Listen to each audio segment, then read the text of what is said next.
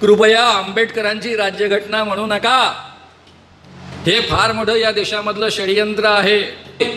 या देशातल्या मुस्लिमांनी पण मनुस्मृती वाचली पाहिजे, ख्रिश्चनांनी पण वाचली पाहिजे, ब्राह्मणांनी पण वाचली पाहिजे, सगळ्यांनी वाचली पाहिजे। यदि शूद्र गर्व से ब्राह्मण पर थूक दे तो उसके ओठ काट ले, अगर वो पेशाब कर दे तो उसका लिंग काट दे। या देशामधल्या स्वातंत्र्य आंदोलनामध्ये कधीही बीजेपीची मूळ संघटना आहे जिला RSS असं म्हणतात, ती कधीही सहभागी झाली नाही। 6 डिसेंबरला जी दंगल उसळली, महिनाभर झाला तरी ती दंगल थांबत नव्हती आणि म्हणून केंद्रामध्ये संरक्षण मंत्री असणारे शरद पवार पुन्हा महाराष्ट्रामध्ये मुख्यमंत्री म्हणून पाठवण्यात आले की महाराष्ट्रातल्याच नव्हे तर संपूर्ण देशामधल्या सगळ्या हायकोर्ट जजेस आणि सुप्रीम कोर्ट जजेसचे डोझियर्स तयार आहेत, म्हणजे फाईल्स रेडी आहेत। त्या फाईल्स या सगळ्या न्यायमूर्तींना दाखवल्या जातात आणि न्यायमूर्तींना दाखवून सांगितलं जातं की आम्ही सांगतो त्या पद्धतीचे निर्णय द्या, नाही तर तुम्हाला ईडी मध्ये जावं लागेल। पोलीस अधिकारी खाजगीत सांगतात काय करावं, आमची अवस्था अतिशय वाईट झालेली आहे। कधी इतकी वाईट अवस्था पोलिसांची नव्हती, एवढी या देवेंद्र फडणवीसांच्या काळामधल्या सरकारने करून ठेवलेली आहे। आता राहिला प्रश्न या लाडकी बहिणीचा काय करायचं। अरे लाडकी बहीण लाडकीच राहणार आहे, सरकार बदलवून टाका तुम्ही, बिलकुल निशंक मनानं बदलवा। मी तुम्हाला 100% गॅरंटी देतो तुमचे पैसे जाणार नाही, उलट पैसे वाढतील। याचं कारणच असं आहे की यांना मुंबई जी आंतरराष्ट्रीय आर्थिक बाजारपेठ आहे आणि राजधानी आहे आणि देशाची तर आर्थिक राजधानी ती आहेच आहे, हे मुंबईचं महत्त्व संपवायचं आहे आणि अहमदाबादमध्ये निर्माण करायचं आहे। माझ्या मित्राला मी विचारलं की तुम्ही हे सगळे लोक गेला, त्यामध्ये 5-6 लोकांवरती ईडीचा प्रॉब्लेम होता ना, शिंदेचा पण प्रॉब्लेम ईडीचाच होता। 5-6 लोकांचा नाही, 40 लोकांची कागदपत्र तयार, 40 लोकांची कागदपत्र तयार आणि सगळ्यांना सांगितलं हे खोके घ्या, नाही तर मंत्रीपद, दोन्ही नाही तर जेलमध्ये।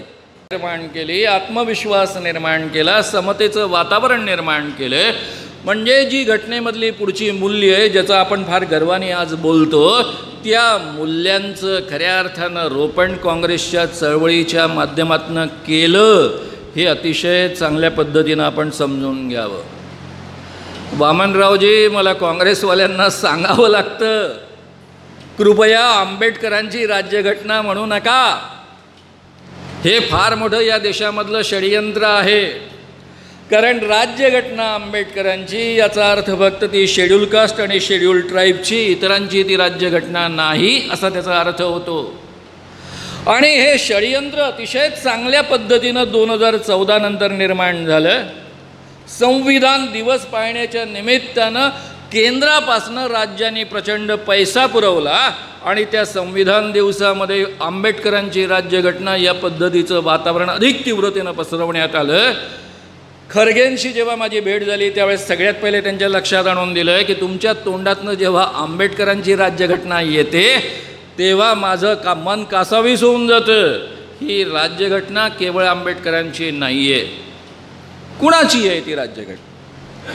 1947 साली ज्यावेळेस राष्ट्रीय सरकार बनण्याची वेळ आली त्यावेळेस महात्मा गांधींनी पंडित जवाहरलाल नेहरू आणि त्यांच्यासोबत होत्या सरोजिनी नायडू यांच्या समोर सांगितलं की तुमचं जे राष्ट्रीय सरकार बनतं आहे त्यामध्ये डॉक्टर बाबासाहेब आंबेडकरांना न्याय मंत्री म्हणून घ्या।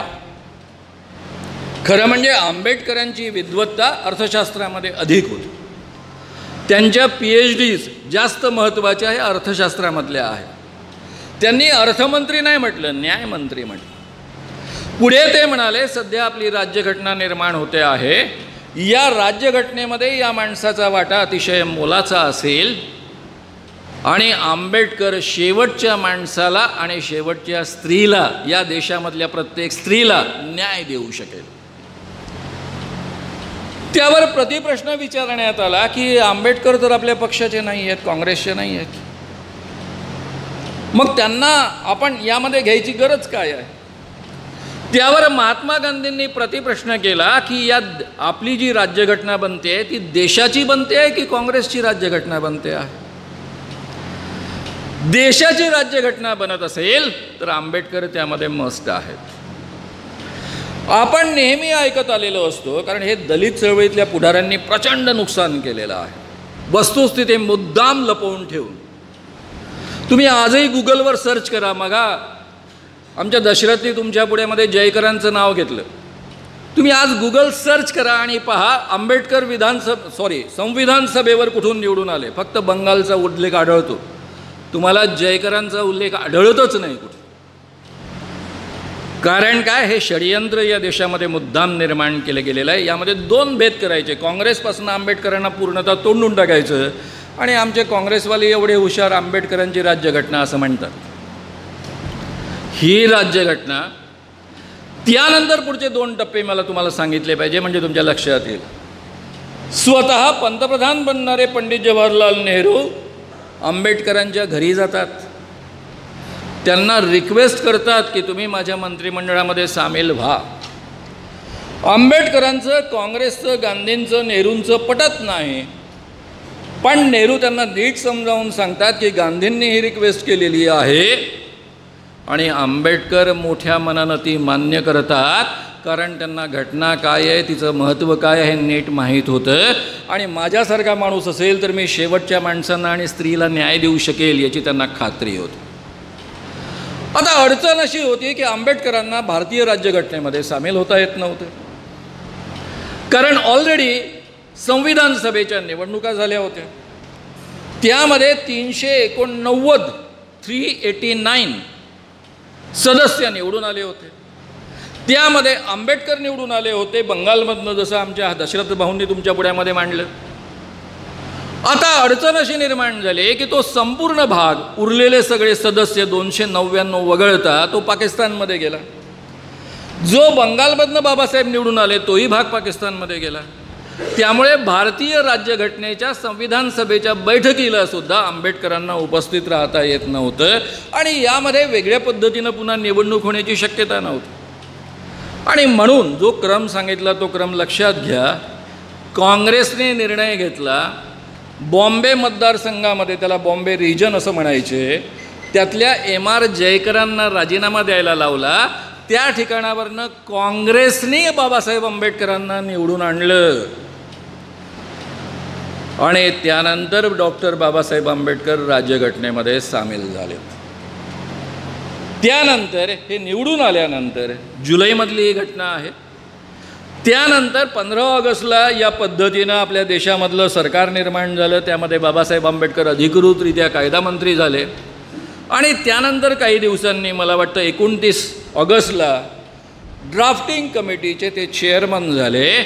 आणि मग आंबेडकरांनी प्रचंड मेहनत घेतली आहे. त्यामध्ये आता मी फार वेळ तुम्हाला देऊ शकत नाही किंवा घालवू शकत नाही, पण डॉक्टर बाबासाहेब आंबेडकरांचं सगळ्यात मोठं वैशिष्ट्य कोणतं असेल तर ही संपूर्ण राज्यघटना जी लिहिली गेली त्यामधली प्रत्येक गोष्ट 299 सदस्यांमध्ये एकमताने संमत झालेली आहे, बहुमतानं नाही. 299 सदस्यांचं एकमत निर्माण करणं, वारंवार ही गोष्ट लोकांना पटवून सांगणं, त्यांची सहमती प्राप्त करणं, हे अत्यंत कौशल्याचं आणि अत्यंत जिकिरीचं आणि अत्यंत कठीण काम डॉक्टर बाबासाहेब आंबेडकरांनी केलं. अरे ज्या देशामध्ये कधीच समता नव्हती, बंधुता होती काय, समता तर नव्हतीच ना. मी तुम्हाला काही फक्त 2-3 उल्लेख सांगतो, प्रामुख्यानं ज्यांनी मनुस्मृती वाचली नाही त्यांच्याकरता. माझा आग्रह असतो की आपल्यापैकी प्रत्येकानं मनुस्मृती वाचली पाहिजे. ज्याला ज्याला आपल्या धर्माचा अभिमान वाटतो त्या प्रत्येक माणसानं नव्हे, या देशातल्या मुस्लिमांनी पण मनुस्मृती वाचली पाहिजे, ख्रिश्चनांनी पण वाचली पाहिजे, ब्राह्मणांनी पण वाचली पाहिजे, सगळ्यांनी वाचली पाहिजे. त्याशिवाय आपला देश कसा होता हे आपल्याला कळणार नाही, कारण या देशामधले मुस्लिमसुद्धा त्या मनुस्मृतीमधनंच आलेले आहे, या देशामधले ख्रिश्चनसुद्धा त्याच मनुस्मृतीमधनं आलेले आहे. 2-4 उल्लेख मी तुमच्या पुढ्यामध्ये करतो. मनुस्मृतीमधला एक श्लोक आहे की ब्राह्मणों की सेवा करना ही शूद्रों का मुख्य कर्म है. या देशामधले शूद्र कोण? टिळकांच्या व्याख्येनुसार कलियुगामध्ये ब्राह्मण वगळता सारे शूद्र. यांचं मुख्य काम काय आहे? ब्राह्मणांची सेवा करणं. त्यामध्ये पुढचा श्लोक आपल्याला सांगतो की शूद्रांनी इतर कोणतंही काम केलं तरी त्याला काही अर्थ नाही. ब्राह्मणांची सेवा केल्यानंतरच त्यांना मोक्ष प्राप्त होऊ शकतो, अन्यथा नाही. म्हणजे आपला जन्म कशासाठी झाला? ब्राह्मणांची सेवा करण्याकरता. यदि शूद्र गर्व से ब्राह्मण पर थूक दे तो उसके ओठ काट ले. एखादा शूद्र माणूस जर ब्राह्मणावर थुंकला तर त्याचे ओठ कापायचे. अगर वो पेशाब कर दे तो उसका लिंग काट दे. आता इथपर्यंत मी म्हणेल ठीक आहे बाबा, कोणी जर असं उद्दामपणे वागला, ब्राह्मणावर मुतला, म्हणजे सू केली, त्याचं लिंग छाटून टाकलं, हेही समजण्यासारखं आहे. पण पुढचा भाग फारच गंभीर आहे. अगर उसकी ओर म्हणजे ब्राह्मण की ओर अपान वायू निकाले तो उसकी गुदा काट दे. अपान वायू म्हणजे पादणे.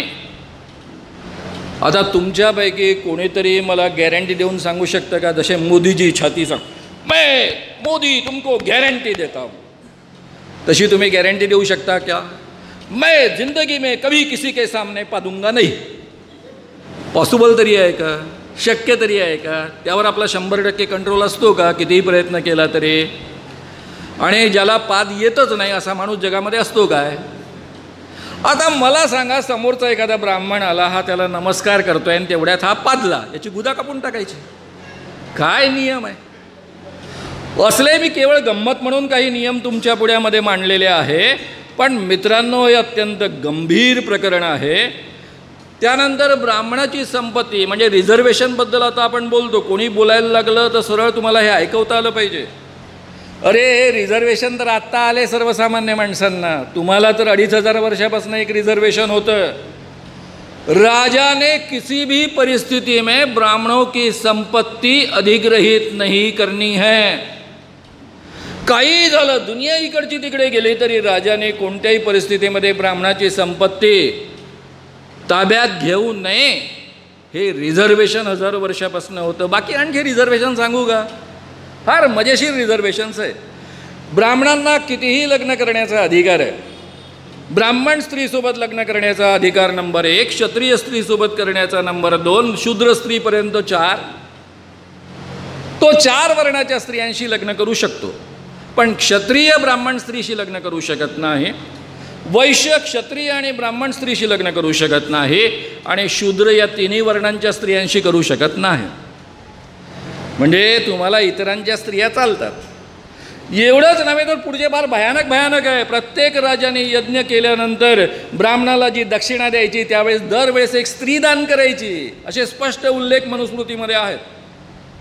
म्हणजे स्त्रियांचा उपयोग काय? आणि त्यात भोग हा शब्द आलेला आहे. भोगण्यासाठी स्त्री द्यावी. ही मनुस्मृती या देशावर 2500 वर्ष राज्य करत होती, आणि ती अक्षरशः धुळीत मिळवून गाडून ही राज्यघटना निर्माण झालेली आहे.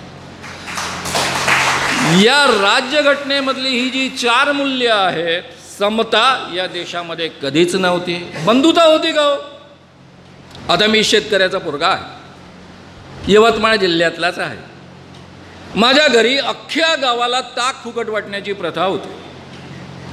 सगळं गाव फुकट ताक घेऊन जायचं. लहानपणापासून मला एक कळेना, मी साने गुरुजीपासून सगळे वाचायचो, त्यामुळे माझं मन फार विचलित होऊन जायचं की उच्चवर्णीय लोक आले की त्यांना स्टीलच्या तांब्यामधनं ताक दिलं जायचं, आणि अतिदलित घरचे लोक आले की त्यांना जर्मनच्या भांड्यातनं ताक दिलं जायचं. मला कळायचं नाही की ताक जर फुकटच द्यायचं तर सगळ्यांना स्टीलच्या भांड्यातनं का नाही देत. आलेल्या प्रत्येक माणसाला कंपल्सरी चहा दिला जायचा. काही लोकांकरता आतून चहा यायचा, कब्बशा आतमध्ये जायच्या, आणि काही लोकांकरता दाराच्या आत प्रवेश नसायचा, त्यांनी बाहेर बसायचं, दाराच्या उंबरठ्याच्या बाहेर बसायचं. तिथली स्वतःची कब्बशी ठेवलेली असायची, म्हणजे ती मालकानंच ठेवलेली असायची. ती धुवून घ्यायची, त्यामध्ये चहा असा वरून सोडला जायचा, त्याने तो प्यायचा, आणि त्यानंतर ती कब्बशी पुन्हा विसळून ठेवायची. हे मी फार जुनं सांगत नाही आहे, तुमच्या माझ्या लहानपणचं सांगतो आहे. हे आपल्या इथलं चित्र सांगतो आहे, इथलं चित्र सांगतो आहे. आज तीच माणसं जी उंबरठ्याच्या बाहेर असायची ती IPS अधिकारी आहेत, IAS अधिकारी आहेत, विद्वान प्राध्यापक आहेत, सायंटिस्ट आहेत. हे सगळंच्या सगळं घटनेमुळे शक्य झालेलं आहे आणि हे परिवर्तन त्यामुळे निर्माण होऊ शकलेलं आहे. त्यामुळे या राज्यघटनेनं आपल्याला काय दिलं तर आपल्याला खऱ्या अर्थानं माणूस बनवलं, माणूस म्हणून सन्मान दिला. आणि म्हणून मित्रांनो, ही राज्यघटना वाचवणं, टिकवणं हे आपलं सगळ्यात मोठं महत्त्वाचं कर्तव्य आहे. आता दुसरा प्रश्न आपल्या पुढ्यामध्ये निर्माण होईल की BJP एवढी चढली कशी हो, वर कशी आली? यांचे विचार जर वेगळे होते, या देशामधल्या स्वातंत्र्य आंदोलनामध्ये कधीही BJPची मूळ संघटना आहे, जिला RSS असं म्हणतात, ती कधीही सहभागी झाली नाही. जेव्हा या लोकांच्या लक्षात आलं की काँग्रेसमधल्या ब्राह्मणांचं राज्य आता संपलं, खरं म्हणजे पंडित जवाहरलाल नेहरू जन्माने ब्राह्मण होते, इंदिरा गांधी जन्माने ब्राह्मण होते, पण काँग्रेसमधलं ब्राह्मणांचं राज्य संपलं असं जेव्हा लक्षात आलं, तेव्हा 1925 साली, कारण 1920 नंतर काँग्रेसचे खऱ्या अर्थानं पुढारी बनत गेले ते महात्मा गांधी, आणि त्यांनी सर्वसामान्य माणसांना सोबत घ्यायला सुरुवात केली, समतेचं मूल्य रुजवायला सुरुवात केली, बंधुतेचं मूल्य रुजवायला सुरुवात केली. त्यानंतर RSSची निर्मिती ब्राह्मणांचं वर्चस्व निर्माण करण्याकरता निर्माण झालं असं मानलं जातं. माझ्या काळामध्ये जनसंघाला शेठजी भटजीची पार्टी असं म्हटलं जायचं.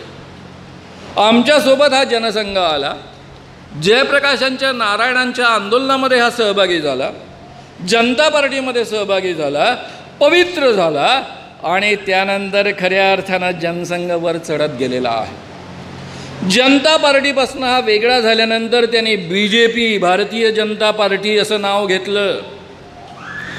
पण 1984 साली ही जी BJP आहे त्याचे केवळ 2 खासदार निवडून आले, आणि त्यांच्या लक्षात आलं, काय लक्षात आलं की आपण या जनता पार्टीच्या सोबत जे गेलो होतो त्या विचारांनी पुढे गेलो तर आपलं काही खरं नाही. आणि त्याकरता मित्रांनो, त्यांनी एक सगळ्यात महत्त्वाचा निर्णय घेतला.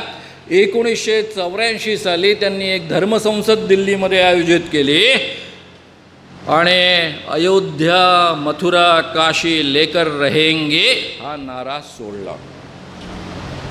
त्यानंतर पुढे काय झालं? त्यानंतर प्रत्यक्षामध्ये 1990मध्ये ऑगस्ट महिन्यामध्ये विश्वनाथ प्रताप सिंगांनी मंडल आयोग लागू केला.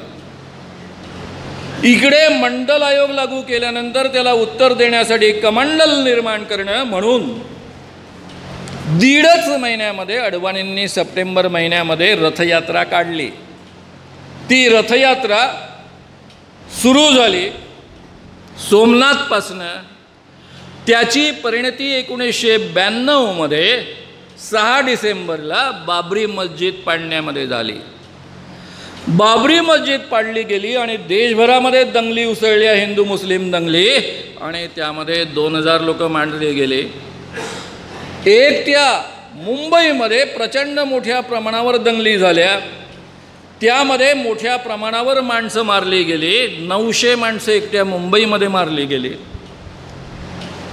त्यानंतर याची प्रतिक्रिया म्हणून बॉम्बलास्ट झाले मार्च महिन्यामध्ये, आणि त्यामध्ये 257 लोक मारले गेले आणि 1400 लोक जखमी झाले. 6 डिसेंबरला जी दंगल उसळली, महिनाभर झाला तरी ती दंगल थांबत नव्हती, आणि म्हणून केंद्रामध्ये संरक्षण मंत्री असणारे शरद पवार पुन्हा महाराष्ट्रामध्ये मुख्यमंत्री म्हणून पाठवण्यात आले. आणि शरद पवार महाराष्ट्रामध्ये मुख्यमंत्री म्हणून मुंबईत उतरले, सगळी सूत्र ताब्यामध्ये घेतली, 72 तास मंत्रालय सोडलं नाही, आणि केवळ 72 तासामध्ये संपूर्ण मुंबईतली दंगल त्यांनी आटोक्यात आणली. हे या माणसाचं वैशिष्ट्य आहे. आपण अनेकदा काहीही बोलून जातो शरद पवारांविषयी, पण त्यांच्या इतकं उत्तम नॉलेज असणारा, अतिशय सक्षम असा, ज्याला ॲडमिनिस्ट्रेटर म्हणतात, असा माणूस मी दुसरा पाहिलेला नाही आहे राजकारणामध्ये. आता मित्रांनो, हा सगळा इतिहास एवढ्यावर संपत नाही. 2002 मध्ये गुजरातमध्ये दंगली उसळतात मोदींच्या नेतृत्वाखाली, कारण ते मुख्यमंत्री होते. आणि पहिल्यांदा गव्हर्नमेंट त्यामध्ये सहभागी झालेलं आहे. या पद्धतीचे अहवाल सुप्रीम कोर्टापासून सगळ्यांचे आलेले आहेत. त्यामुळे मी म्हणतोय मोदींच्या नेतृत्वाखाली 2000 मध्ये ज्या दंगली उसळल्या गुजरातमध्ये, त्यामध्ये 2000 माणसं मारले गेले. ही अधिकृत आकडेवारी आहे, अनधिकृत तर फार मोठी आकडे असू शकतं. या पद्धतीनं या देशामध्ये हिंदू मुस्लिम दंगे पेटवत पेटवत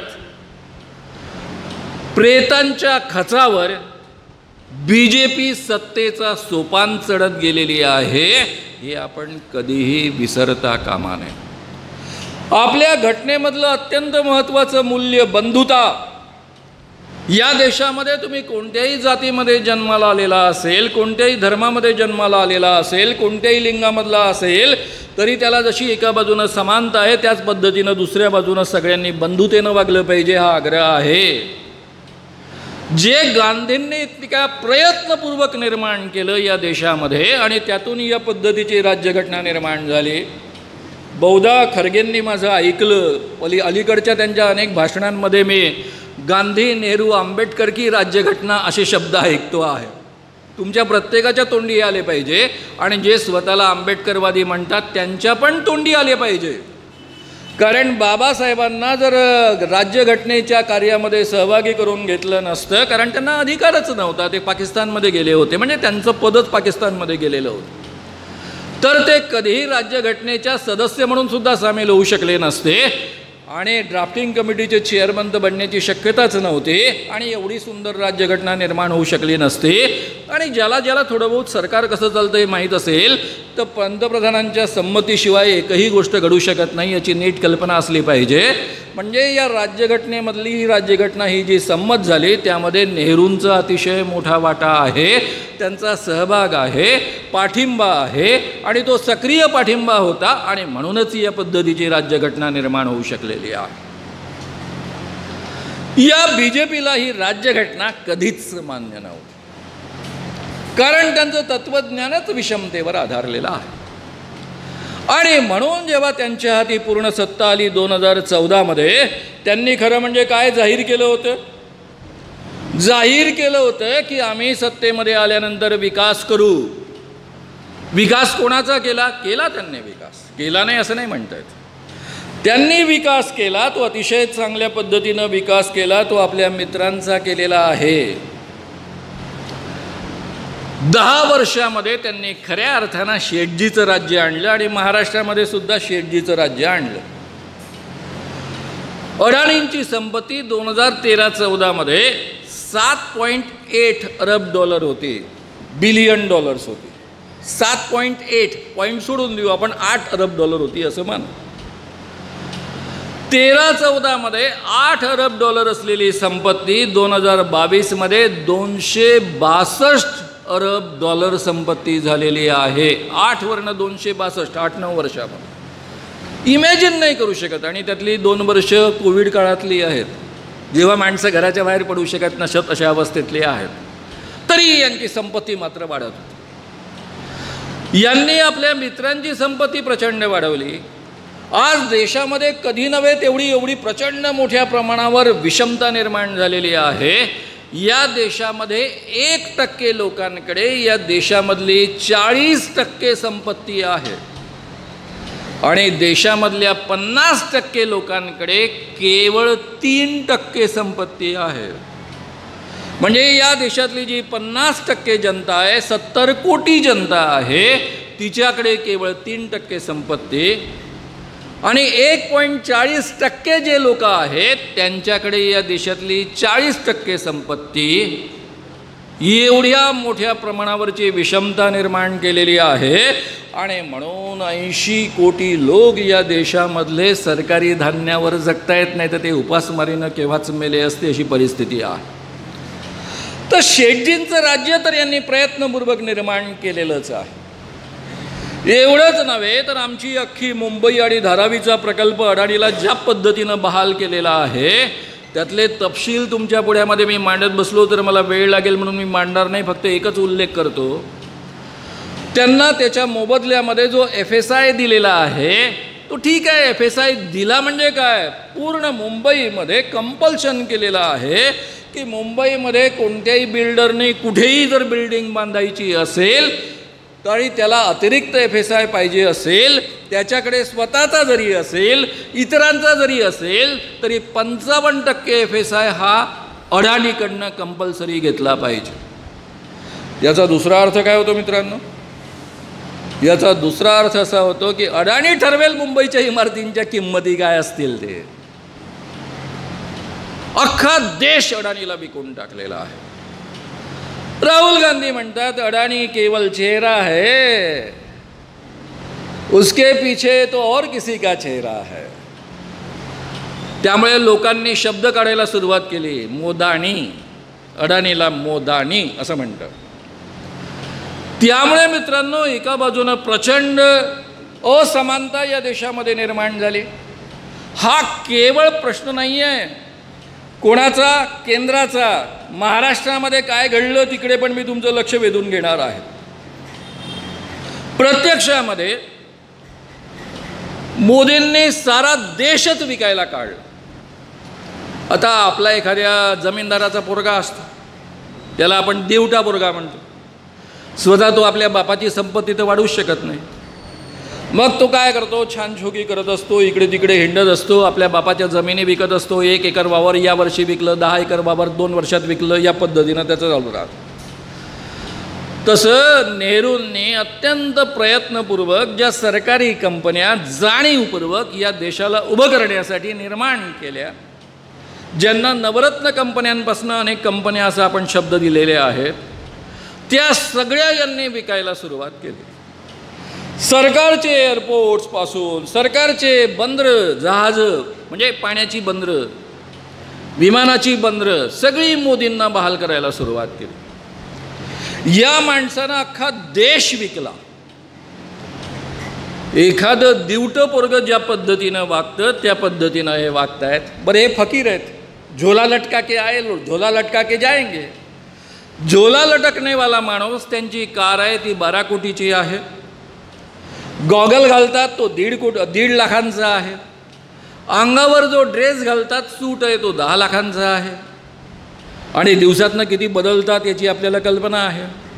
आणि यांचं विमान आहे ते 8,400 कोटी रुपयांचं विमान आहे. अमेरिकेच्या राष्ट्राध्यक्षाकडे ज्या पद्धतीचं विमान असतं त्या पद्धतीचं विमान, तेवढ्याच किमतीचं विमान आमच्या मोदींकडे आहे. देशात एवढे पंतप्रधान झाले पण कोणी या पद्धतीची ऐश केलेली नाही. आणि हे म्हणे फकीर आहे, झोला लटका के जाएंगे, झोले में पूरा देश लेकर जाएंगे. बरं हे केवळ देशात सुरू आहे असं नाही. महाराष्ट्रात काय सुरू आहे? महाराष्ट्रामधले देवेंद्र फडणवीस उपमुख्यमंत्री जरी असले तरी तेच राज्य चालवतात, हे सगळ्यांना माहीत आहे. ज्याला ज्याला सरकारमधली अंतर्गत माहिती आहे त्या सगळ्यांना माहीत आहे. मुख्यमंत्री हे केवळ, आता शब्द कोणता वापरावा मला कळत नाही, खेळणं वापरावा, बुजगावणं वापरावा, चांगले शब्द नाही म्हणून वापरत नाही, पण मुख्यमंत्र्यांना सगळ्यांना दिल्लीच्या आदेशानुसार वागावं लागतं एवढं फक्त तुम्हाला मी सांगतो. म्हणजे यांचे दोर सगळे तिकडे शहा आणि मोदींच्या हातामध्ये आहे. महाराष्ट्रामध्ये यांनी काय केलं? खरं म्हणजे महाराष्ट्र एकेकाळी अख्ख्या देशाला रोजगार पुरवणारा प्रांत म्हणून ओळखला जातो. सगळ्या देशामधले, सगळ्या राज्यांमधले लोक मुंबईमध्ये आणि महाराष्ट्रामध्ये, पुण्यामध्ये, इव्हन नागपूरमध्ये, नाशिकमध्ये येतात. कारण महाराष्ट्रामध्ये रोजगार उपलब्ध होतो, खायला प्यायला मिळतं, किमान उत्तम पद्धतीनं जगता येतं आणि आपल्या गावातल्या लोकांना जगवता येतं, म्हणून सगळे लोक महाराष्ट्रात येतात. आज महाराष्ट्रामध्ये सुद्धा प्रचंड बेकारी आणि बेरोजगारी वाढलेली आहे. महाराष्ट्रातले उद्योग, किती उद्योग गुजरातमध्ये पळवले. ही माणसं मोदी शहांची किती बटीक आहे हे समजून घ्यायचं असेल. वेदांता फॉक्सकॉन याचा प्रकल्प होता 1,54,000 कोटींचा. 1,54,000 कोटी एवढ्या रुपयांचा प्रकल्प जो महाराष्ट्रामध्ये होणार होता, ज्याकरता जमीन उपलब्ध करून देण्यापासून सगळ्या गोष्टी झालेल्या होत्या, तो प्रकल्प उचलून गुजरातमध्ये मोदी घेऊन गेले. टाटा एअरवेजचा प्रकल्प जो आहे तो 21,935 कोटी रुपयांचा प्रकल्प आहे. तोही उचलून हे सरळ सरळ गुजरातमध्ये घेऊन गेले. आंतरराष्ट्रीय वित्तीय सेवा केंद्र मुंबईमध्ये होणार होतं, त्याची सगळी तयारी झाली होती, त्याकरता जमीन पण अधिग्रहित करण्यात आलेली होती आणि असं असताना सुद्धा तो प्रकल्पसुद्धा प्रत्यक्षामध्ये गुजरातमध्ये गेला, कारण तो प्रकल्प जिथे असतो तिथे मोठ्या प्रमाणावर गुंतवणूक वाढण्याची शक्यता असते. कारण याचं कारणच असं आहे की यांना मुंबई जी आंतरराष्ट्रीय आर्थिक बाजारपेठ आहे आणि राजधानी आहे आणि देशाची तर आर्थिक राजधानी ती आहेच आहे, हे मुंबईचं महत्त्व संपवायचं आहे आणि अहमदाबादमध्ये निर्माण करायचं आहे. याकरता मोदी शहांना दोष देण्यात अर्थ नाही, ते आपल्या किमान प्रांताचं हित पाहत आहेत. जरी ते देशाचे पंतप्रधान असले तरी ते कधीच विसरले नाही की मी गुजराती आहे. दुसरा एक गुजराती माणूस होता म्हणून गुजराती माणसाबद्दल वाईट बोलता येत नाही आपल्याला. एक काय दोन माणसं होत ज्यांनी या देशाला फार मोठं योगदान दिलेलं आहे. एकाचं नाव आहे महात्मा गांधी आणि दुसऱ्याचं नाव आहे सरदार वल्लभभाई पटेल. सरदार वल्लभभाई पटेलनी हा देश बनवला, नाही तर या देशामध्ये केवढी संस्थानं होती, शेकड्यानं संस्थानं होती, ती सगळीच्या सगळी भारतामध्ये सामील करून घेतली. हैदराबाद ताब्यात घेतलं, गोवा ताब्यात नंतर घेतला आपण पटेलांनंतर, पण आधी हैदराबाद त्यांच्या काळात ताब्यात घेतलेला आहे. त्यामुळे हा देश एकसंघ बनवण्यामध्ये पटेलांचाही वाटा आहे आणि महात्मा गांधींचा आहेच. लोकशाही रुजवण्यामध्ये त्यांचा वाटा आहे, या पद्धतीची राज्यघटना निर्माण करण्यामध्ये वाटा आहे, बंधुता निर्माण करण्यामध्ये वाटा आहे, देशाला स्वातंत्र्य मिळवून देण्यामध्ये वाटा आहे. त्यामुळे गुजराती हा शब्द वापरताना माझी फार अडचण होते, कारण सगळेच गुजराती तसं आहे असा त्याचा अर्थ निघण्याची शक्यता असते. फक्त म्हणून मी उल्लेख करून पुढे जातो आहे. मित्रांनो, एकदा ठीक आहे मोदी शहांचं, पण आमच्या फडणवीसांचं काय, शिंदेंचं काय? अजितदादा पवार अतिशय उत्तम प्रशासक आहेत. त्यांना मी 2005 पासून अतिशय जवळून पाहिलेला आहे. आजकाल जेव्हा मी पाहतो तेव्हा मला नुसती दया येते, याच्या पलीकडे आणखी काही वाटत नाही. त्या माणसाचा सरकारमधला शब्द 2005 मध्ये पहिल्यांदा ते उपमुख्यमंत्री झाले होते त्या काळात, म्हणजे त्या रेजिममध्ये त्यांचा एक शब्द अख्खं सरकार हलायचं. 2013 मध्ये उद्धव ठाकरे मुख्यमंत्री असताना सुद्धा, 2013 मध्ये तर हे होते आपले 2013 मध्ये पहिल्यांदा त्या रेजिममध्ये अजितदादा उपमुख्यमंत्री झाले. त्यावेळेस मी बोलतोय 2005 आकडा चुकला. 2024 मध्ये 23 मध्ये 22 मध्ये असणारे अजितदादा आणि 2020 मध्ये असणारे अजितदादा, 21 मध्ये असणारे अजितदादा, यामध्ये जमीन आसमानचा फरक आहे. जरी महाराष्ट्राचे मुख्यमंत्री उद्धवजी ठाकरे असले, या दोघांमध्ये इतके चांगले संबंध होते की अख्खं सरकार अजितदादा चालवायचे. सरकारमध्ये त्यांचा शब्द अंतिम असायचा. आणि आज अजितदादांची अवस्था अशी आहे की माझ्याच करता त्यांनी 3-3दा फोन केले तरी काही होत नाही, अशी अवस्था आहे. त्यामुळे या देशामध्ये जर अजितदादांची अशी अवस्था होऊ शकते तर शिंदेंची अवस्था काय असेल याबद्दल वगैरे बोलण्याचीच गरज नाही आहे. त्यामुळे महाराष्ट्रामधलं सगळं सध्याचं जे सरकार आहे ते मुंबईच्या तालावर नाही तर दिल्लीच्या आणि त्यातल्या त्यात या दोन माणसांच्या तालावर नसतं. NSG आणि नॅशनल पोलीस अकॅडमी जी पालघरला होणार होती तीही तिकडे हलवली. बल्क ड्रग पार्क होणार होता, त्यामुळे अतिशय मोठ्या प्रमाणावर औषध कंपन्या महाराष्ट्रामध्ये येणार होत्या, त्या तिकडे हलवल्या. हिरे व्यापार, जगातला अतिशय मोठा व्यापार, तो मुंबईतनं चालायचा, तो सुरतेला हलवला. या पद्धतीनं आज जे सरकार आहे ते सरकार महाराष्ट्राच्या हिताचा विचार करत नाही, केवळ आपल्या मालकांचे हुकूम पाळतं. खरं म्हणजे वेगळे शब्द वापरता येतील, पण मी असभ्य शब्द टाळणं सोडतो. हे महाराष्ट्रातलं सरकार कसं आलं तुम्हाला सगळ्यांना माहीत आहे. 30 जूनला शिंदे मुख्यमंत्री बनले, त्याच्या आधी जून 21-22ला काही आमदार मुंबईतनं निघाले आणि गुपचूप सुरतेला गेले. सुरतेला एक स्पेशल विमान ठेवलेलं होतं, त्या विमानात बसले आणि डायरेक्ट गुवाहाटीला गेले. गुवाहाटीवरनं ते नंतर गोव्यामध्ये आले आणि गोव्यामधनं आल्यानंतर 30 जूनला शिंदेंनी मुख्यमंत्रीपदाची शपथ घेतली आणि लहानसं तोंड करून आमचे देवेंद्र फडणवीस, कारण ते माझ्या मित्राचे चिरंजीव असल्यामुळे मला त्यांच्याविषयी फार आत्मीयता आहे. गंगाधरराव फडणवीस माझे फार चांगले मित्र होते. इमर्जन्सीमध्ये जेव्हा मी नागपूरमध्ये गेलो आणि तरुण भारतामध्ये काम करायला लागलो त्याच्या आधीच त्यांना माझं फार कौतुक असायचं की हा पोरगा शिकत असताना याने इमर्जन्सीला विरोध केला आणि तेही इमर्जन्सीमध्ये जेलमध्ये होते. हा शिकत असताना याने इमर्जन्सीला विरोध केला म्हणून ते मला बरोबरीच्या नात्यानं वागवायचे आणि ते नागपुरातलं मोठं प्रस्थ होतं ते म्हणजे. आणि मला त्यावेळेस त्याचा फार अभिमान वाटायचा की गंगाधरराव आपल्याला मित्र म्हणतात. अतिशय उदार मनाचा माणूस, अतिशय मोकळ्या मनाचा माणूस, कुणालाही मदत करणारा माणूस आणि त्यांचे चिरंजीव असल्यामुळं माझ्या मनामध्ये आपल्या मित्राविषयी जो काही एक आत्मीयता असते ती असतेच. पण आमचे देवेंद्र फडणवीस उपमुख्यमंत्री लहानसा चेहरा करून त्यावेळेस झाले, कारण त्यांना वाटत होतं तेच मुख्यमंत्री बनणार आहेत. आता हे 30 जूनला सरकार कसं आलं? जुन्या मंत्रिमंडळामध्ये मंत्री असणारा माझा एक मित्र मला यानंतर भेटला, म्हणजे हे मंत्रिमंडळ अस्तित्वात आल्यानंतर, आणि तो मला सांगायला लागला, भडभडून बोलला. नुकतेच ते आले होते गोव्यावरनं आणि ते सांगायला लागले, सर काही या देशात लोकशाही उरलेली नाही, सगळीच्या सगळी केवळ हुकुमशाही आहे.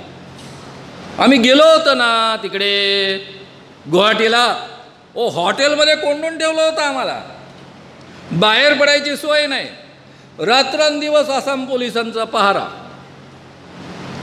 सगळे आमच्या जवळचे मोबाईल काढून घेतलेले होते, कोणाशी बोलायची सोय नाही आणि रोज दिल्लीवरनं टेलिकॉन्फरन्सिंगनी आमच्याशी बोलायचे ना आम्हाला सांगायचे की आपलं सरकार येणार आहे आणि पुढचे 2.5 वर्ष चालणार आहे. म्हटलं आता झालं तुमचं सरकार निर्माण, पण 2.5 वर्ष चालेल कसं? ते म्हणाले, कारण मी म्हटलं ते तुम्ही डिफेक्शन लॉमध्ये अडकाल ना सगळेच्या सगळे, पक्षांतरबंदी कायद्यामध्ये, हायकोर्ट आहे, सुप्रीम कोर्ट आहे, सगळं आधीच ठरलेलं आहे, आम्हाला सांगितलेलं आहे. मग माझ्या डोक्यात प्रकाश पडला की हायकोर्टानं मुदत का वाढवून दिली? कारण जे 16 आमदार पहिल्यांदा गेले होते, झिरवळ उपाध्यक्ष होते, त्यांनी निर्णय घ्यायचा होता, त्यांनी नोटीस पाठवली इतक्या दिवसांमध्ये मला उत्तर द्या नाहीतर मी निर्णय घेईल. हायकोर्टाने मुदत वाढवून दिली. आता एकदा हायकोर्टाने मुदत वाढवून दिली की उपाध्यक्ष निर्णयच घेऊ शकत नाही, तर मध्ये राज्यपाल कसा काय निर्णय घेऊ शकतात? राज्यपालांनी मध्येच निर्णय घेतला की हे सरकार अल्पमतात आलेलं आहे आणि शिंदेंना त्यांनी शपथ दिली. मी त्यांना तेव्हा माझ्या डोक्यात प्रकाश पडला की हायकोर्ट कसं ॲडजस्ट झालेलं आहे. म्हटलं पण पुढे सुप्रीम कोर्ट आहे ना. सर सुप्रीम कोर्ट असो काही असो 2.5 वर्ष सरकार आपलं चालणार आहे असं आम्हाला त्यांनी सांगितलं. माझ्या मित्राचा बाळ सरोदेंचा मुलगा असीम सरोदे वकील आहेत, मोठे सामाजिक क्षेत्रामध्ये काम करतात, तुम्हाला सगळ्यांना माहीत आहे, मी सांगण्याची गरज नाही. ते मोठे उत्साहानं सांगायचे नाही CGI फार चांगले आहेत, कारण तेही त्यामध्ये सहभागी होते. CGI असा निर्णय देणार आहे, डिफेक्शन लॉ लागू होणार आहे, हे सरकार जाणार आहे. मी त्याला सांगायचो माझी माहिती आहे, अंतर्गत माहिती आहे, फर्स्ट हँड माहिती आहे की हे सरकार 2.5 वर्ष चालणार आहे, काही निर्णय आला तरी 2.5 वर्ष चालणार आहे. आणि माझं म्हणणं 100% खरं ठरलं. बरं मी आज बोललो नाही आहे, 1.5 वर्षापूर्वीच बोललेलो आहे. माझ्या मित्राला मी विचारलं की तुम्ही हे सगळे लोक गेला त्यामध्ये 5-6 लोकांवरती ईडीचा प्रॉब्लेम होता ना, शिंदेंचा पण प्रॉब्लेम ईडीचाच होता. 5-6 लोकांचा नाही, 40 लोकांची कागदपत्र तयार, 40 लोकांची कागदपत्र तयार. आणि सगळ्यांना सांगितलं हे खोके घ्या, नाही तर मंत्रीपद, दोन्ही नाही तर जेलमध्ये. आता मंत्रीपद तर सगळ्यांना देऊ शकत नाही ना, त्याला घटनेची अडचण आहे. म्हटलं 40 हो 40च्या 40. म्हटलं तुमचं, माझं नव्हतं पण मी जरा वेगळ्या ह्याच्यात गेलो होतो ना. आता तुम्हाला लक्षात येईल म्हणून मला जास्त बोलता येत नाही, कारण त्या माणसाचं नाव जाहीर करणं योग्य नाही. तर मित्रांनो या पद्धतीचं हे सरकार. पुढे आणखी काय काय झालं तुम्हाला सगळ्यांना माहीत आहे. निवडणूक आयोगानं, मी याचा सुरुवातीलाच उल्लेख केला, पक्ष बाळासाहेब ठाकरेंचा, बाळासाहेब ठाकरेंनीच कार्याध्यक्ष उद्धव ठाकरेंना नेमलेलं हा एक माणूस येतो, 40 आमदार पळवून नेतो, आणि पळवून नेतो म्हणजे काय, जेलमध्ये जाण्याच्या धाकानं गेलेले आमदार. इथपर्यंत ठीक आहे, डिफेक्शन लॉ लागू व्हायला पाहिजे. 40 जरी गेले तरी नियम असा आहे की 2/3 आमदार फुटले तर त्यांनी दुसऱ्या पक्षामध्ये सामील व्हावं, त्यांनी डायरेक्ट BJPमध्ये जावं ना. त्याचा शिवसेना संपण्याशी काय संबंध येतो. पण नाही, इलेक्शन कमिशन आहे ना, ती आणखी एक पट्टा बांधलेला एक सरकारी संस्था आहे, आणि पट्ट्याची सूत्र सगळी एका माणसाच्या हातात आहे. त्याला जसा पट्ट्याची आपली पट्टा हल्ला तसा त्याचा निर्णय आला. काय निर्णय आला की शिवसेना पक्षसुद्धा शिंदेंचा, धनुष्यबाणसुद्धा शिंदेंचा. त्यानंतर आपला दुसरा पक्ष फुटला शरद पवारांचा.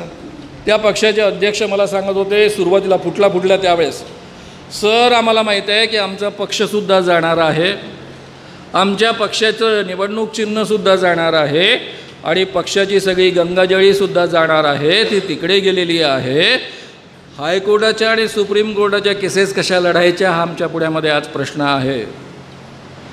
मित्रांनो, 2 पक्ष फोडून अत्यंत अवैध मार्गानं, कारण सुप्रीम कोर्टाचा निर्णय काय आला, सुप्रीम कोर्टाचा निर्णय आला की राज्यपालांनी जो शिंदेंना मुख्यमंत्रीपदाची शपथ दिली तो निर्णय अवैध आहे, असंसदीय आहे, म्हणजे असंवैधानिक आहे.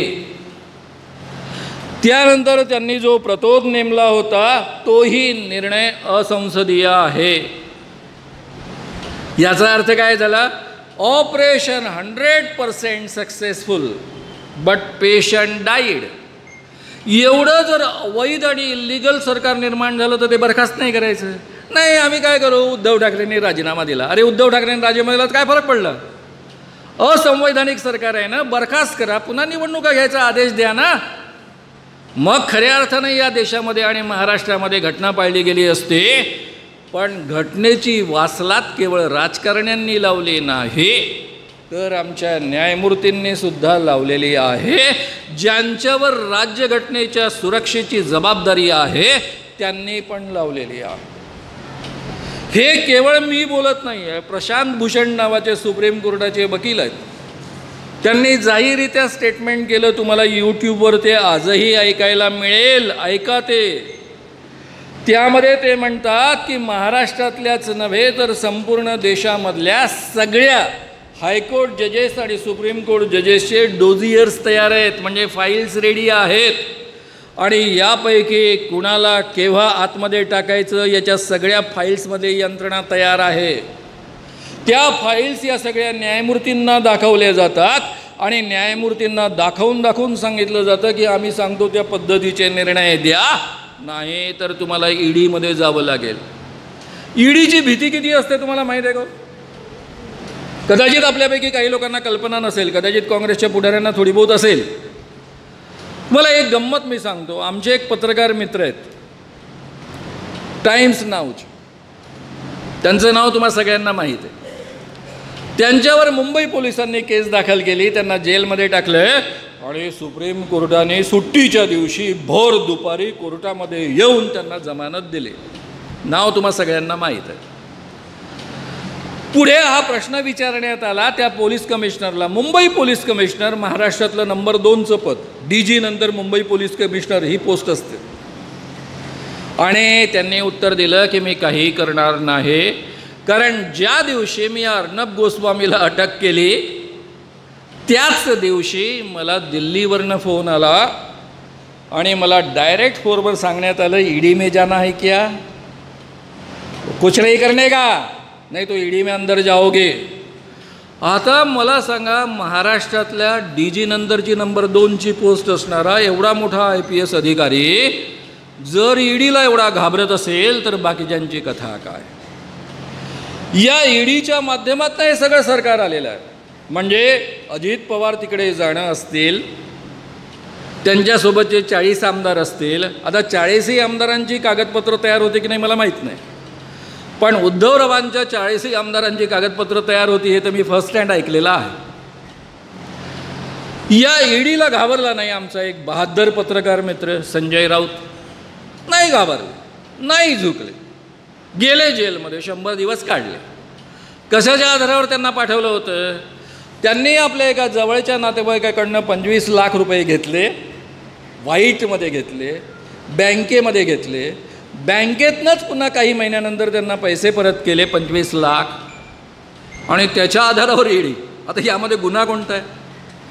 कोणत्या तरी ओळखीच्या माणसाकडनं जेवढे पैसे व्हाईटमध्ये घेतले, बँकेत घेतले, बँकेतनंच चेकनी ते परत दिले, त्याच्या आधारावर त्यांना आतमध्ये टाकलं. कोर्ट म्हणते यामध्ये एकही पुरावा नाही, एकही गुन्हा नाही, 100 दिवसात त्यांना जमानत देऊन बाहेर काढलं. दुसरे आमचे एक मित्र, त्यांचं नाव अनिल देशमुख.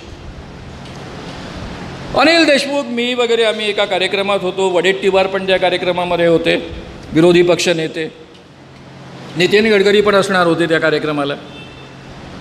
आणि त्या कार्यक्रमामध्ये मी अनिल देशमुखांचं जाहीर कौतुक केलं. या दोघांचं नाव घेऊन मी जाहीर कौतुक खूप दिवसांपासून करतो आहे की बाबा, तुम्ही शरद पवारांना सोडलं नाही, राष्ट्रवादी काँग्रेस सोडली नाही, BJP आणि ईडीच्या धाकापुढे दबला नाहीत, आणि 13 महिने तुरुंगवास सोसून बाहेर आलात, म्हणून तुमच्या मर्दपणाला मी सलाम करतो, असं त्या दिवशी मी बोललो.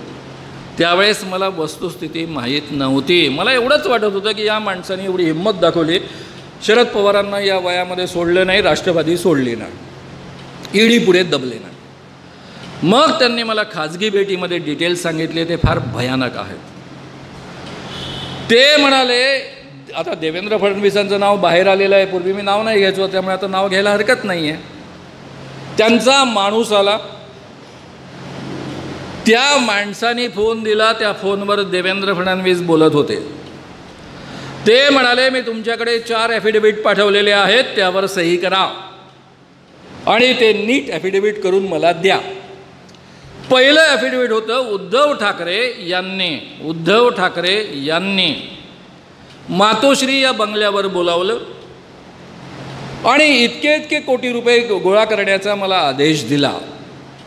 दुसरं ॲफिडेविट होतं उद्धव ठाकरे यांचे चिरंजीव कॅबिनेट मंत्री आदित्य ठाकरे यांनी दिशा सॅलियन नावाच्या मुलीवर बलात्कार केला. खरं म्हणजे वाक्यरचना होती, बलात्कार करण्याचा प्रयत्न केला. नव्या कायद्यानुसार बलात्कार करण्याचा प्रयत्न करणं म्हणजेच बलात्कार करणं, हा नवा कायदा आहे. त्यामुळे बलात्कार करण्याचा प्रयत्न केला आणि त्यानंतर दिशा सॅलियन या मुलीला ढकलून देऊन तिचा मर्डर केला, यावर सही. ही माणसं किती खालच्या थराला जाऊ शकतात याचा तुम्ही अंदाज करून पहा. आदित्य ठाकरे यांच्यासारखा मुलगा एखाद्या मुलीवर बलात्कार करून खून करेल, या पद्धतीचा आरोप, ज्याला 1% पुरावा नाही. CBIने ऑलरेडी चौकशी केली, अनेक पत्रकारांनी चौकशी केली, काही संबंध नाही, आणि तरीही या पद्धतीचा आरोप. तिसरा आरोप होता अनिल परब, हे कॅबिनेट मंत्री शिवसेनेचे, यांचे काही व्यवहार अवैध आहे हे लक्षात आलेलं आहे, असं तिसरं ॲफिडेविट. आणि चौथं ॲफिडेविट फारच आश्चर्यकारक आहे, ते म्हणजे अजित पवारांबद्दल आहे. अजितदादा पवार यांनी आपल्या उपमुख्यमंत्री यांच्या बंगल्यावर बोलावलं आणि त्या बंगल्यावर बोलावून त्यांचा मुलगा पार्थ हजर असताना मला आदेश दिला की मटकेवाल्यांकडनं आणि दारूवाल्यांकडनं इतके कोटी रुपये गोळा करायचे. हे 4 ॲफिडेविट लिहून दिले तर तुमच्यावर ईडीची कारवाई होणार नाही. ईडीची कारवाई कशाच्या आधारावर? कारण मुंबई पोलीस कमिशनरने ॲफिडेविट लिहून दिलं होतं. ते ॲफिडेविट काय होतं की अनिल देशमुखांनी दर महिन्याला आम्हाला 100 कोटी रुपये गोळा करायला लावले, या पद्धतीचं ॲफिडेविट. हे ॲफिडेविट कोणत्या पोलीस कमिशनरने लिहून दिलं? जो अर्णब गोस्वामी याच्यावर ॲक्शन करायला ईडीमुळे घाबरला, त्याच पोलीस कमिशनरने लिहून दिलं. पुढे काय झालं? पुढे या पोलीस कमिशनरने कोर्टापुढे प्रतिज्ञापत्र सादर केलं आणि त्या प्रतिज्ञापत्रामध्ये त्यांनी काय म्हटलं की अनिल देशमुखांनी मला असं कधीच सांगितलं नाही, अमुक इन्स्पेक्टरने सांगितलं. त्या इन्स्पेक्टरनी पुढे काय सादर केलं कोर्टामध्ये की मला डायरेक्टली अनिल देशमुखांनी कधीच सांगितलेलं नाही. म्हणजे अनिल देशमुखांनी कोणालाच आदेश दिला नाही आणि तरीही त्यांना 13 महिने जेलमध्ये पुढे काढावे लागले. पण त्याच्या आधी हे 4 ॲफिडेविट लिहून द्या. अनिल देशमुखांनी खूप विचार केला आणि नाही उत्तर पाठवलं. पुन्हा माणूस आला. माणूस आल्यानंतर आपले देवेंद्र फडणवीस त्यांना म्हणतायत की तुम्ही असं करा, अजितदादांच्या विरुद्ध तुम्हाला कदाचित बोलणं शक्य नसेल तर सोडून द्या, पण बाकी 3 ॲफिडेव्हिटवर सही करून द्या, म्हणजे तुम्हाला ईडीमध्ये जेलमध्ये जावं लागणार नाही. आणि मित्रांनो, या ठिकाणी अनिल देशमुखांपुढे प्रश्न पडला की मी हे 3 ॲफिडेव्हिट लिहून दिले तर तिघही म्हणजे उद्धवजी ठाकरे मुख्यमंत्री महाराष्ट्राचे मुख्यमंत्री असताना, त्यानंतर आदित्य ठाकरे कॅबिनेट मंत्री आणि तेही बलात्काराच्या आणि मर्डरच्या आरोपाखाली, आणि तिसरे अनिल परब, अशा 3 मंत्र्यांना जेलमध्ये जावं लागेल आणि आपल्यामुळं जेलमध्ये जावं लागेल आणि खोट्या आरोपाखाली जेलमध्ये जावं लागेल. स्वतःला वाचवण्याकरता या 3 माणसांचा बळी देणं योग्य आहे का? हा विचार त्यांना इतका असह्य झाला की ते आत्महत्येपर्यंत जाऊन पोचले. पण किमान त्यांनी आत्महत्या केली नाही, बरं झालं, कारण पुढे ते निर्दोष आहे सिद्ध करण्याची संधी मिळाली. आणि त्यानंतर त्यांनी उत्तर पाठवलं शेवटी एक ठेणी निर्णय घेऊन की मला हे शक्य नाही. दुसऱ्या दिवशीपासून धाडीला सुरुवात झाली आणि त्यांना सरळ जेलमध्ये टाकण्यात आलं. ही माणसं किती हलकट मनोवृत्तीची आहे हे आपण कृपया समजून घ्या, लक्षात घ्या. स्वतः सत्तेमध्ये येण्यासाठी मी येणार वाटेल ते करून येणार, आणि आले.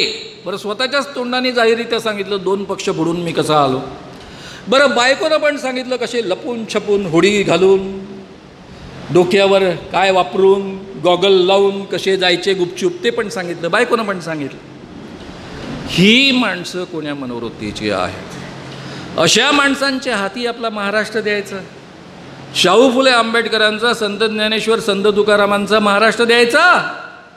या माणसांना आपण हकलून लावलं पाहिजे, पळवून लावलं पाहिजे, घरी पाठवलं पाहिजे. याची आज नितांत गरज आहे. आता मित्रांनो, 1-2 मुद्दे घेऊन मी या ठिकाणी थांबतो आहे. प्रत्यक्षामध्ये आपल्या महाराष्ट्रामध्ये शेतकऱ्यांचे प्रश्न अतिशय गंभीर आहे. शेतकऱ्यांच्या आत्महत्यांचं प्रमाण काही कमी होतच नाही. नवं सरकार आलं तर हे प्रश्न बदलणार आहेत का? हो, डेफिनेटली बदलणार आहे. मी जाहीररित्या तुमच्याशी बोलतो आहे. 3 नेत्यांशी माझं बोलणं झालेलं आहे. राहुल गांधींशी बोलणं झालेलं आहे. राहुल गांधींचं न्यायपत्र काँग्रेसचं जे आलेलं आहे ते काँग्रेसचं लोकसभेच्या आलेलं न्यायपत्र अत्यंत महत्त्वाचं आहे आणि मोलाचं आहे. त्यामध्ये स्वामीनाथन आयोगानुसार आम्ही MSPचा कायदा करू या पद्धतीचं आश्वासन आहे. आणि हे केवळ काँग्रेसचं आश्वासन नाही आहे, तर इंडिया आघाडीनं हे मान्य केलेलं आहे. त्यामुळे महाराष्ट्रामध्ये जर इंडिया आघाडीचं सरकार आलं, म्हणजे महाविकास आघाडीचं सरकार आलं, तर मित्रांनो कदाचित MSPचा कायदा ते बनवू शकणार नाही, कारण तो केंद्राला बनवण्याचा अधिकार आहे. पण MSP जेवढा मिळायला पाहिजे तो देण्यासाठी आणि ते एक्झिक्यूट करण्याकरता हे वचनबद्ध आहेत. राहुल गांधी अतिशय याबाबत आग्रही आहेत. आणि त्यामुळं सगळ्या शेतकऱ्यांना मी डेफिनेटली एवढं सांगू शकतो, कारण माझा या विषयाचा अतिशय गहन अभ्यास आहे. मी स्वतःचा केवळ शेतकऱ्याचा मुलगा आहे म्हणून नव्हे, हा विषय माझ्यासाठी इंटरेस्टचा असल्यामुळं आणि तो आपल्या देशामधला सगळ्यात महत्त्वाचा प्रश्न असल्यामुळं मी अनेक व्हिडिओज त्यावर बनवलेले आहेत. मी तुम्हाला एवढंच सांगेन की जोपर्यंत उत्पादन मूल्यानुसार शेतकऱ्यांच्या मालाला भाव मिळत नाही तोपर्यंत शेतकऱ्यांची समस्या सुटणं शक्य नाही. कर्जमाफी हा त्यावरचा उपाय नाही. दर महिन्याला काही पैसे पाठवणं हा त्यावरचा उपाय नाही. एकच उपाय आहे, उत्पादन मूल्यानुसार त्याला भाव मिळणं. तुम्हाला 1.5 देणं शक्य नसेल तर ठीक आहे, 1.5 नका देऊ. जे अर्थशास्त्रामध्ये उत्पादन मूल्य ठरवलं जातं त्यानुसार फक्त तुम्ही भाव दिला तरी शेतकरी जगू शकेल. आणि शेतकरी जगू शकेल तर हा देश जगू शकेल. या देशातला शेतकरी मेला तर जगामध्ये भारताला पोचण्याची ताकद नाही. 140 कोटी जनतेला जगामधला कोणताही देश पोचू शकत नाही. एवढी मोठी जनसंख्या आहे आणि प्रत्येकाला अन्नधान्याशिवाय शेती उत्पादनाशिवाय जगता येत नाही. त्यामुळे सगळ्या शेतकऱ्यांना मी अतिशय आग्रहानं सांगू इच्छितो की तुमचे प्रश्न सोडायचे असतील तर आतापर्यंत वागलेले काँग्रेस, राष्ट्रवादी आणि उद्धव ठाकरेंची शिवसेना हे वेगळे पक्ष होते. आताचे हे पक्ष वेगळे आहेत. त्यांनी काही कमिटमेंट दिलेलं आहे. पहिलं कमिटमेंट त्यांचं असं आहे की आपल्या राज्यघटनेमधली ही 4 मूल्य आहेत, ती 4 मूल्य आम्हाला मान्य आहे आणि ती अंमलात आणण्याच्या दिशेनं आम्ही वाटचाल करू. हे अभिवचन मी स्वतः या 3ही नेत्यांशी बोलून घेतलेलं आहे. त्यांनी जाहीररित्या तर बोललेच आहेत, पण माझ्याशी बोलताना सुद्धा सांगितलं याबद्दल आम्ही कटिबद्ध आहोत. जे जे करावं लागेल ते ते आम्ही करू. आपल्या देशामध्ये प्रचंड बेरोजगारी वाढलेली आहे, कारण ज्या पद्धतीची अर्थव्यवस्था मोदींनी गेल्या 10 वर्षामध्ये राबवली त्यातनं रोजगार निर्मिती शक्यच नाही. दिवसेंदिवस गरिबी वाढणार आहे, मुठभरांची श्रीमंती मात्र त्यातनं वाढत जाणार आहे. त्यामुळे या देशामध्ये बेरोजगारी जर दूर करायची असेल तर छोटे मोठे उद्योग वाढले पाहिजेत, लहान लहान स्मॉल इंडस्ट्रीज वाढल्या पाहिजेत, आजूबाजूला शेतकऱ्यांच्या परिसरामध्ये खेडे परिसरामध्ये रोजगार उपलब्ध झाला पाहिजे. आणि या पद्धतीच्या योजनांचं आश्वासन काँग्रेसच्या न्यायपत्रात दिलेलं आहे आणि इंडिया आघाडीला सुद्धा ते मान्य आहे. सगळ्यात पहिलं महत्त्वाचं आश्वासन, जेवढ्या रिक्त सरकारी जागा आहेत त्या आम्ही तात्काळ भरू. 40% जागा सरकारी जागा महाराष्ट्रामध्ये रिक्त आहेत. त्या जरी भरल्या तरी त्यातनं एक फार मोठी एक संधी मोठ्या प्रमाणावर आजच्या युवकांना उपलब्ध होण्याची शक्यता आहे. ग्रामीण रोजगार निर्माण होतील, या पद्धतीच्या योजना आखल्या जातील, त्यातून काही दिशेनं वाटचाल होईल. केवळ अडाणी अंबानीची संपत्ती वाढवणं हा प्रकार बंद होईल. त्यानंतर मित्रांनो, सरकारी नोकर भरतीसोबतच शिक्षक भरती होणार आणि ते कॉन्ट्रॅक्ट बेसिसवरचे शिक्षक नाही तर नोकरीतले शिक्षक. आणि तिन्ही पक्षांच्या नेत्यांना खाजगी शाळांपेक्षा सरकारी शाळा अधिक समृद्ध झाल्या पाहिजे असं मनापासून वाटतं. याबाबत स्वतः राहुल गांधी आग्रही आहेत, उद्धव ठाकरेजी आग्रही आहेत आणि शरद पवारांचा सुद्धा याला विरोध नाही, एवढं तर डेफिनेटली मी सांगू शकतो. त्यामुळे महाराष्ट्रामध्ये त्या दिशेनं पुन्हा हे सरकार वाटचाल करणार आहे. त्यानंतर मित्रांनो, आपल्या पुढ्यात प्रश्न आहे लाडकी बहीणचा. लाडकी बहीण या योजनेबद्दल 2 प्रकारची मतं आहेत की हा पैसा वाया कशाला घालवायचा, एवढा महाराष्ट्रावर आधीच कर्जाचा डोंगर आहे. उद्धव ठाकरेंशी बोलत असताना मी त्यांच्या लक्षात मुद्दा आणून दिला की हा पैसा वाया जात नाही. जेव्हा आपण श्रीमंतांचे पैसे माफ करतो तो पैसा पूर्ण वाया जातो. जसं मोदींच्या काळामध्ये 16 लाख कोटी, किती 16 लाख कोटींची कर्ज या मोठ्या भांडवलदारांची माफ केलेली आहे, तो टोटल पैसा वाया गेलेला आहे. जो पैसा गरिबांच्या खिशामध्ये जातो त्यातून काय होतं, ज्यावेळेस पैसा गरिबांच्या खिशामध्ये जातो त्यावेळेस त्यांची क्रयशक्ती वाढते, म्हणजे विकत घेण्याची क्षमता वाढते.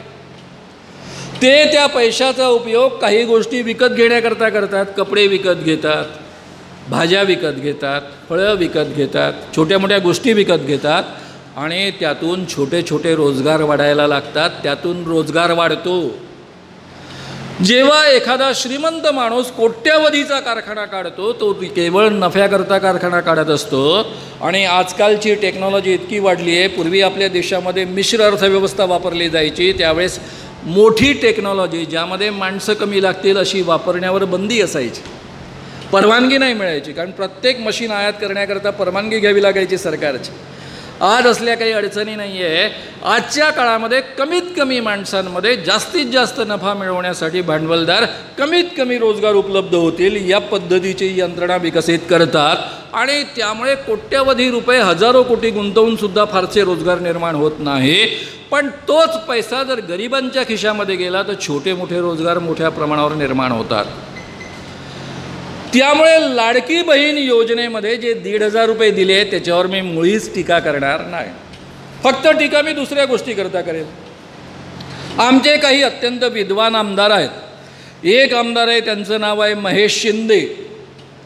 त्यांनी जाहीररित्या स्त्रियांना धमक्या दिल्या की तुमच्या खात्यामध्ये आता 3,000 रुपये येऊन पडलेत. मला माहीत आहे कोणाच्या खात्यामध्ये पैसे आलेत. मी माझ्या मतदारसंघातल्या प्रत्येक माणसाला ओळखतो. उद्या निवडणुका झाल्या आणि तुम्ही मला मतं दिली नाहीत तर नंतर स्क्रुटिनी होणार आहे, त्या स्क्रुटिनीतनं तुमची नावं गायब करीन. अरे काय बेशरम माणूस आहे. याच्या बापाचा पैसा आहे का हा?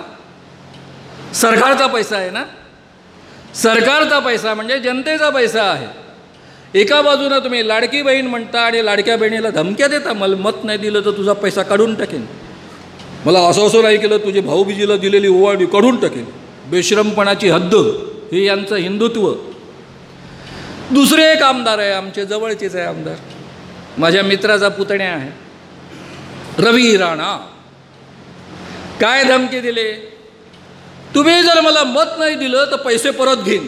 तुझ्या बापाचे पैसे परत घेणार आहे, कुठून घेणार आहे, कोणी अधिकार दिला तुला?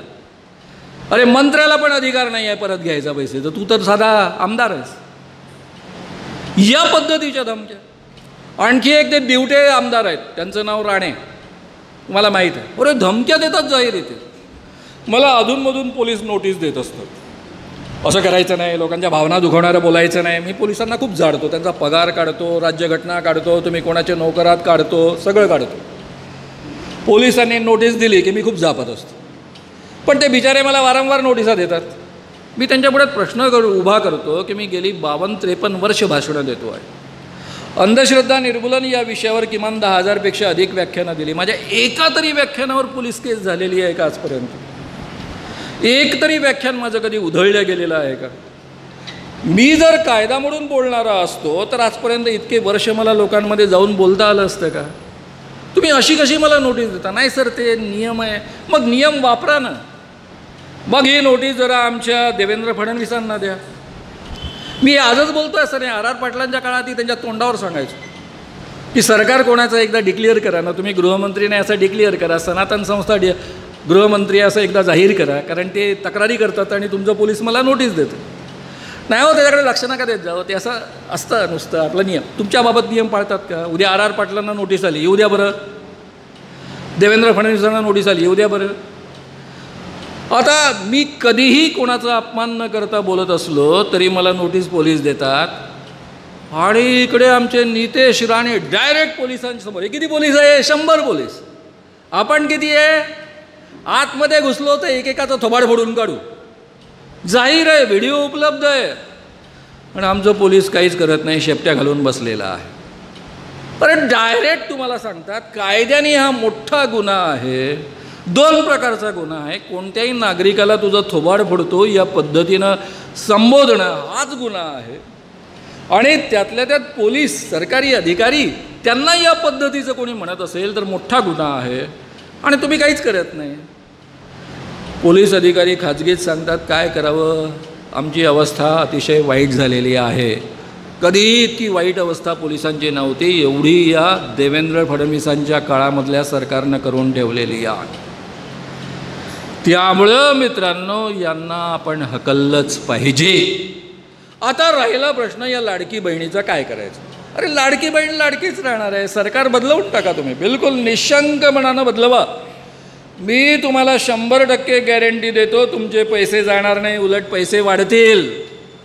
कारण ऑलरेडी काँग्रेसच्या न्यायपत्रामध्ये अभिवचन दिलेलं आहे. एवढंच नव्हे तर काँग्रेसची सरकारं ज्या 2 राज्यांमध्ये आहे, कर्नाटकमध्ये, तिथे गृहलक्ष्मी योजनेच्या नावाखाली दर महिन्याला 2,000 रुपये दिले जात आहेत. तेलंगणामध्ये 2,500 रुपये दिले जात आहेत. आणि हे लोक तुम्हाला 1,500 रुपये देतात आणि वरून सांगतात आम्हाला मत द्या, नाही तर तुमची योजना बंद होईल. योजना मुळीच बंद होणार नाही. याची एक गॅरंटी मी का देऊ शकतो? कारण तिघांशी माझं बोलणं झालेलं आहे, त्याच्या आधारावर देऊ शकतो. महाविकास आघाडीचा निर्णय काही दिवसांमध्येच तुमच्यापर्यंत येऊन पोहोचेल. त्यामुळे मित्रांनो, मी या ठिकाणी तुम्हाला एवढंच कळकळीचं आवाहन करेल की आपल्या हातामध्ये जी शक्ती आहे, जी ज्या भारतीय राज्यघटनेमुळं आणि स्वातंत्र्य आंदोलनामुळं ती तुमच्या माझ्या हातामध्ये आलेली आहे, एक माणूस म्हणून सन्मान मिळालेला आहे. हे मनुवादी विचारांचे लोक, सांप्रदायिक मनोवृत्तीचे लोक, हे संपूर्ण राज्यघटना धुळीस मिळवणार आहे. पुन्हा तुमच्या माझ्यावर जर यांच्या हातामध्ये सत्ता आली तर हे मनुस्मृती लादण्यासाठी कमी करणार नाहीत. या मनोवृत्तीची ही माणसं आहेत. त्यामुळे यांच्यापासून आपल्याला देशाला वाचवायचं आहे. त्याकरता महाराष्ट्रामध्ये सत्ता बदल करा. महाराष्ट्रामधल्या सगळ्या जनतेला जे जे मतदार आहेत त्यांना नीट समजावून सांगा. मी तुमच्या पुढ्यामध्ये बोललो ते किमान 100 माणसांपर्यंत तुम्ही पोचवलं पाहिजे आणि त्याच्या आधारावर महाविकास आघाडीला निवडून आणा. महाविकास आघाडी निवडून आल्यानंतर जर ते आपलं वचन दिलेलं आहे ते पाळणार नसतील तर त्यांना खाली खेचण्याचं काम आपण पुन्हा करू. तो आपला अधिकार आहे. पण हा जो आपला अधिकार आहे बोलण्याचा, मतं प्रकट करण्याचा, सरकारला खाली खेचण्याचा, तो अबाधित केव्हा राहील? जेव्हा राज्यघटना सुरक्षित असेल तेव्हा. त्यामुळे एका बाजूनं राज्यघटना सुरक्षित ठेवू, राज्यघटनेला धोका निर्माण करणाऱ्या या BJP प्रणित गव्हर्नमेंटला आपण हाकलून लावू आणि महाविकास आघाडीला निवडून आणू असं कळकळीचं आवाहन करूया. या पद्धतीचं आपल्या मनाशी आपण निश्चय करूया असं आवाहन करून मी या ठिकाणी थांबतो. धन्यवाद, धन्यवाद, धन्यवाद.